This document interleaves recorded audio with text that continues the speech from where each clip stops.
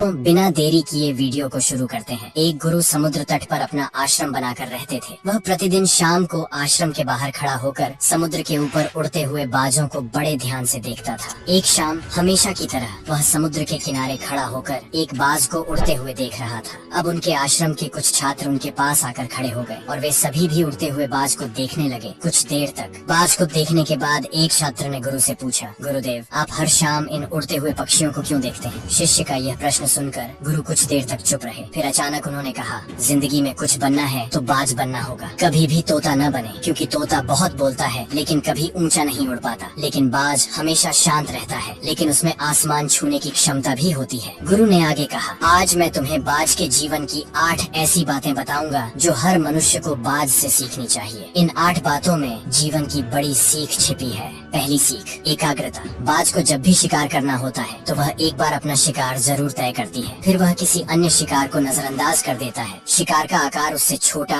या उससे कई गुना बड़ा होता है। एक बार शिकार का चयन करने के बाद उसकी हर गतिविधि पर बारीकी से नजर रखी जाती है। यदि किसी मछली का शिकार करना है तो वह समुद्र की हर मछली को अपना नहीं बनाता शिकार करना, बल्कि यह एक ही मछली को अपना शिकार बनाता है। फिर वह उसकी हर हरकत पर नजर रखता है कि वह सतह पर कब आती है और कितनी देर तक वहाँ रहती है। ठीक उसके बाद कितनी देर तक वह पानी के ऊपर छलांग लगाती है। जो कुछ भी उसके शिकार के काम को आसान बना सकता है वह उसे बहुत ध्यान से देखता रहता है। तो इससे हमें यह सीखना चाहिए कि 10 अलग अलग लक्ष्यों पर अपनी ऊर्जा बर्बाद करने के बजाय हमें पूरी एकाग्रता के साथ एक लक्ष्य पर ध्यान केंद्रित करना चाहिए और उस लक्ष्य के बारे में जितना संभव हो उतना सीखना चाहिए। और इस बात का भी ध्यान रखना चाहिए कि उस लक्ष्य को प्राप्त करने में क्या चुनौतियां आने वाली हैं और हम उन चुनौतियों को कैसे आसान बना सकते हैं। हमें इन सभी बातों को जानना चाहिए। दूसरा सीख, बाज हमेशा ऊंचा और अकेला उड़ता है। बाज कभी गौरैया, कौवे या छोटे पक्षी के साथ नहीं उड़ता। बाज या तो बाज के साथ उड़ता है या अकेले उड़ता है। ये हमें सिखाता है कि छोटी सोच वाले लोगों से दूर रहें, या तो बड़ी सोच वाले लोगों के साथ रहें या फिर अकेले रहें, क्योंकि जिस तरह के लोगों के साथ हम रहते हैं वही अंततः वही बन जाते हैं जो हम हैं। इसलिए हमेशा अच्छे लोगों की संगति चुनें, नहीं तो आप अकेले रह जाएंगे, क्योंकि यही वह समय है जब हम खुद को बेहतर तरीके से जान पाते हैं। तीसरी सीख, अपनी सीमाओं से ऊपर उठें। जब भी मौसम खराब होता है या बारिश या तूफान आता है तो हर पक्षी अपने घोंसले की ओर उड़ जाता है और छिपने की जगह ढूंढ लेता है, लेकिन बाज ऐसा कुछ नहीं करता। ये अपनी ही सीमाओं को तोड़ने और बादलों के ऊपर उड़ने की कोशिश करता है। हवाएं उसे थपेड़े मारती हैं, उसके पंख भारी हो जाते हैं, पानी और धूल के कारण उसे कुछ भी दिखाई नहीं देता है, लेकिन फिर भी वह आकाश की ओर उड़ता रहता है और अंत में बादलों से ऊपर उठता है और वहाँ तब तक उड़ता रहता है जब तक कि मौसम नहीं बदल जाता। बाज उसे तोड़ने में सक्षम होता है। सीमाएं इसलिए क्योंकि मुसीबत आने पर वह घबराता नहीं है, उससे न डरता है, उससे भागने की कोशिश नहीं करता, बल्कि सकारात्मक सोच के साथ उसका सामना करता है। इससे हमें यह सीख मिलती है कि जीवन में जब भी कोई समस्या आए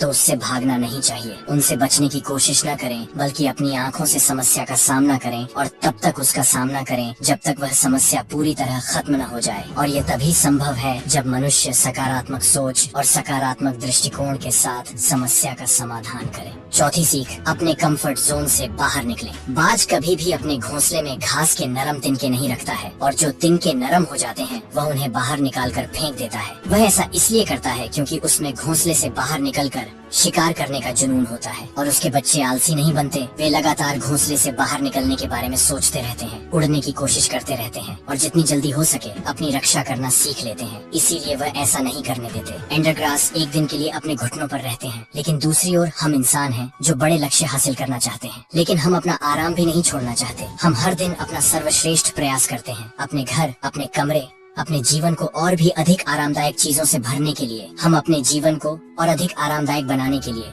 सब कुछ करते हैं। हम आराम को महत्व देते हैं। तो जीवन में यह घटना बाज हमें एक सबक सिखाता है कि अपना आराम छोड़ो, क्योंकि जहाँ आराम है वहाँ विकास नहीं होता है। खुद को हर दिन थोड़ा कठिन समय से गुजरने दो, क्योंकि यही वह है जो हमें मजबूत बनाता है और जीवन में आगे बढ़ता है। छठा सीख, बाज कभी मरा हुआ शिकार नहीं खाता, वह हमेशा जीवित शिकार का शिकार करता है। इससे हमें यह सीख मिलती है कि हमें कभी भी अतीत में नहीं रहना चाहिए। अपने अतीत में किसी को अपना अतीत लेकर नहीं घूमना चाहिए। मन में सफलताएं और असफलताएं, हमारा अतीत मर चुका है, अब यह कभी वापस नहीं आएगा। इसलिए अपने मृत सड़े हुए अतीत के विचारों पर ध्यान न दें और अपने आने वाले नए जीवन पर ध्यान केंद्रित करें। अपनी पुरानी यादों को छोड़ दें जो आपको परेशान करती हैं, क्योंकि वे अतीत हैं जो अतीत में हैं। इसे वर्तमान में लाओ, क्योंकि एक बार जब आपका अतीत आपके वर्तमान में आ जाता है तो आपका अतीत आपको कभी भी वर्तमान में जीने नहीं देगा। भले ही आपके अतीत में आपके साथ कितना भी बुरा हुआ हो, वह मर चुका है, इसलिए उस बाज की तरह बने जो कभी मरी हुई चीजों को नहीं खाता। 7वां सीख, साहस। इसे अकेले जाने के लिए बाज हमेशा अकेले ही शिकार करता है। शायद उसे भी पता है कि भीड़ हिम्मत तो देती है लेकिन हमारी हिम्मत छीन लेती है। जो अपने लक्ष्य के लिए अकेला ही निकल पड़ता है उससे अधिक साहस शायद ही किसी और में हो।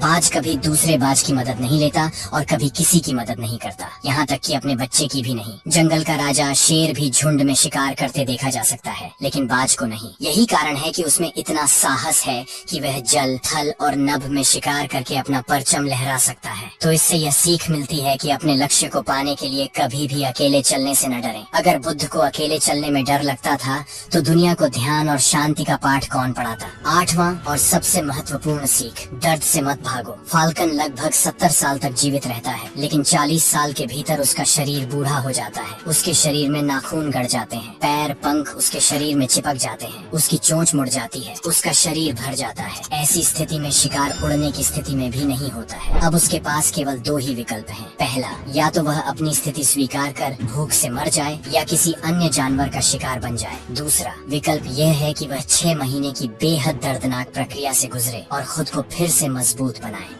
लेकिन बाज तो है ही, बाज ये बाद वाले को चुनता है। इसके लिए वह खुद को एक बहुत ऊंचे और एकांत पहाड़ पर ले जाता है जहां वह पहले अपने विचारों के साथ अपने सभी पंख काट देता है और उन्हें दूर फेंक देता है। फिर चट्टान को लात मारता है और उसके पंजे तोड़ देता है। फिर उसी चट्टान पर अपनी चोंच मारता है और इस खूनी अवस्था में यह खुद को दूसरे जानवरों से छुपा लेता है। अगले 6 महीनों तक वह ऐसी दर्दनाक स्थिति से गुजरता है और एक नई चोंच, नए पंख और नए पंजे के बढ़ने का इंतजार करता है। 6 महीने के इस दर्दनाक समय के बाद जब उसके पंजे नहीं बल्कि नए पंख उगाते हैं और एक नई चोंच आती है, तब वह अपना नया जीवन शुरू करता है और शिकार पर निकल जाता है और अगले 30 वर्षों तक फिर से शासन करता है। यह हमें सिखाता है कि जब समय आता है तो हमें कुछ नया पाने के लिए अपनी कुछ पुरानी आदतों को छोड़ना पड़ता है।